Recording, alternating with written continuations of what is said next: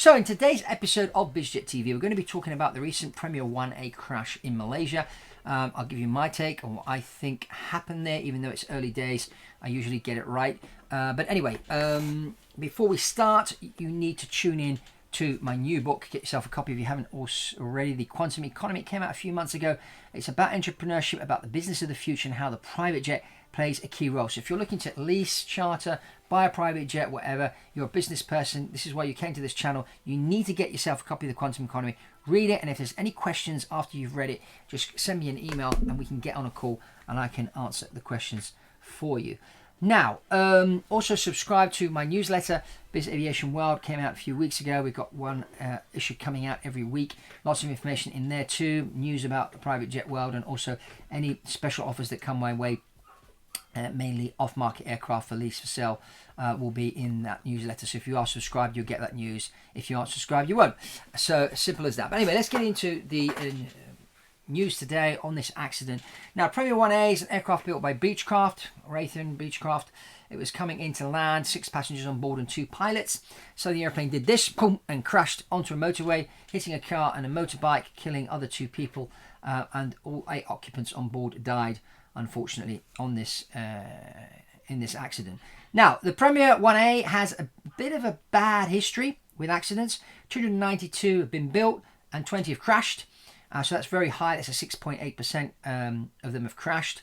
If you compare that to the Phenom 300 with just 600 built and 8 crashes, of which only 8 crashes only killed people in 2 instances out of the 8. So that's interesting. While there's been 13 people killed in crashes of the Premier 1. Now, if we compare the two, basically the Premier 1 has had double the amount of crashes than the Phenom, considering, you know, there's been 292 built compared to 600. So does that mean that the Premier 1A is a dangerous aeroplane? It's never really the aeroplane. Each aeroplane has its kind of snags and the things you've got gotchas, and so the gotchas have to be trained into the pilot. So the pilot needs to know that, you know, when you do this, you got to watch out for that. And so the training of the pilots is really important, and that's how you can prevent a lot of crashes from happening. Now, what happened with this particular crash? Well, first of all, when we look at the passenger manifest, there was a politician on board, and he was taking some of his team on a joyride with the private jet. So there could have been some political opponent that decided they needed to take him out, and so the aircraft was either sabotaged or there was a bomb put on board. That could explain why the airplane did that.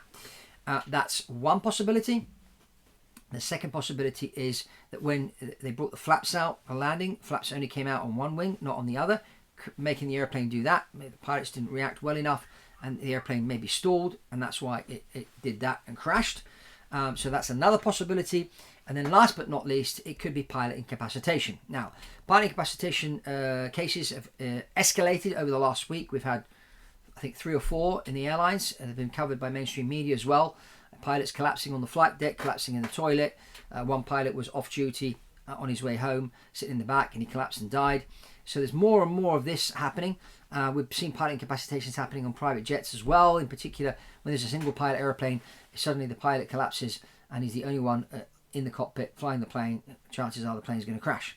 So these are looking at it from a distance and looking at an early stage right now. This is what I think probably happened. One of those 3. Give me your take. Post below your comment. See what you know. Maybe you know more information about what was going on there, or you have a different take to me. But I think it's probably one of those 3. And that's what I would certainly do if I was part of the investigation committee. I'd be looking at those 3.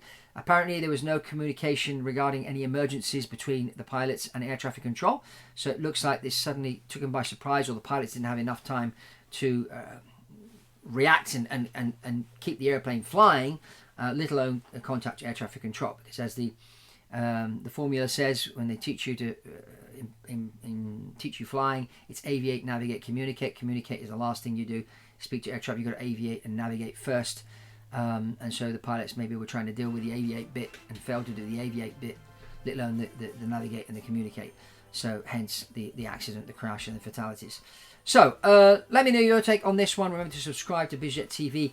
Get yourself a copy of The Quantum Economy. You can click below to find the link to buy yourself a copy of the book. It ships worldwide. We'll get to you in 24 hours, wherever you are in the world. And also my newsletter. And also have a look at my articles in Avbuyer magazine. The links for all those three are below. And check out this other video we did recently about illegal private jet charters. Yes, that's another thing that's out there at the moment, is the illegal private jet charters. Be very careful when you charter a private jet, in particular if the prices have been driven down, or you're trying to drive the price down, which can be dangerous. When anything becomes cheap, or they're trying to make things cheaper in private aviation, the thing that gets sacrificed very often is safety. So that's all from Fabrizio here on Biz Jet TV, and I'll see you on the next one.